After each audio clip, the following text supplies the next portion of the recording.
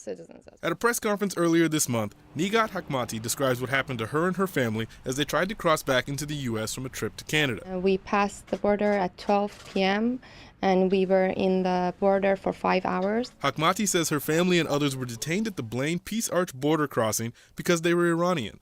And it happened just days after a U.S. missile strike killed a top Iranian general. As soon as they realized that we were born in Iran, they lead us to the office and they held us there for 5 hours. They asked many questions. Customs and Border Protection said at the time the delay was due to staffing issues over the holidays and not because of where people were born. As an immigrant, I'm used to these stuff, unfortunately, but I'm here today because of my kids.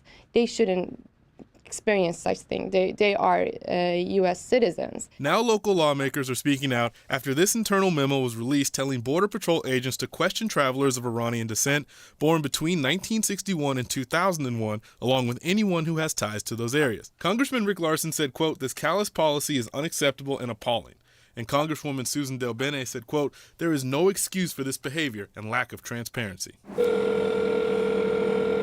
We reached out to Customs and Border Patrol earlier Thursday. Sorry, but I am unable to take the call at this time. No one would talk in person or over the phone, but CBP did send us a statement that says, in part, they leverage all available tools and information about people to make a determination of risk, and they do not discriminate based on religion, race, ethnicity, or sexual orientation.